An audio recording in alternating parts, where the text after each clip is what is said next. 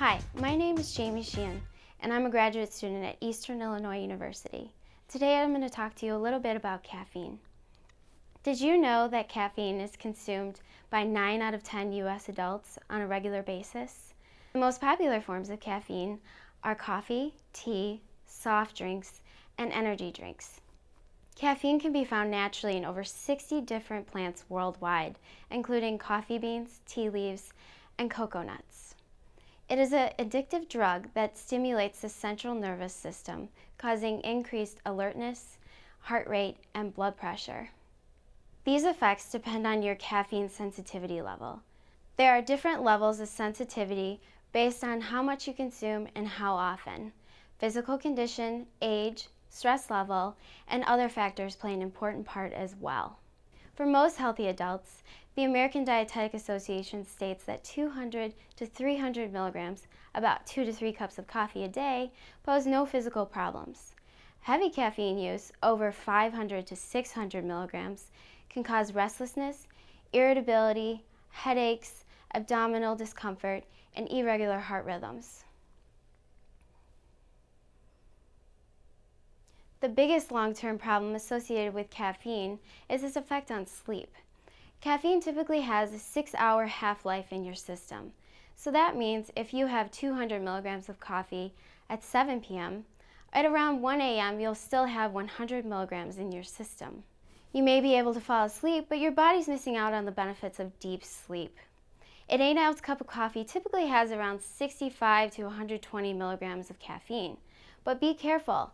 Different brands have different caffeine content. For instance, this Starbucks cup of coffee has around 180 to 200 milligrams of caffeine. Tea typically has around 20 to 90 milligrams, and soft drinks typically have around 35 to 55 milligrams. I've also brought here some mints and coffee that contain caffeine as well. Even some decaffeinated drinks have some caffeine content, which can be harmful for some individuals. This Red Bull I brought here has around 76 milligrams of caffeine in about 8 ounces. The Sobe Energy has around 80 milligrams in 20 ounces. Here are some energy shots that are becoming more popular. The caffeine content is not known in these, so be careful when consuming them. I've also brought here today some energy drinks, the Monster and the 5-0. These have about 160 milligrams of caffeine in about 16 ounces. It's becoming popular to mix these energy drinks with alcohol. Because alcohol is a depressant and caffeine is a stimulant, it may be harmful to mix these, experts say. It's important to know that energy drinks are not regulated by the Food and Drug Administration, so be careful when consuming them and use your best judgment to decide whether or not they are for you. Now I'm going to talk to you a little bit about some myths of caffeine. True or false? Caffeine can help sober up someone who has been drinking. This is actually false.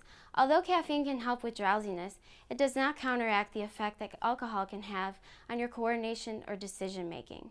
It takes time to metabolize alcohol and can take even longer for your body to return to normal. Another misconception about caffeine is that it can help you lose weight. It would take around 35 cups of plain coffee to help you lose 1 pound a day. Although caffeine can help you speed up your metabolism, there has been no long-term benefit for weight control. Caffeine affects everyone differently, so make sure to drink plenty of fluids and eat a balanced diet when consuming caffeine. For more information, visit www.eatright.org.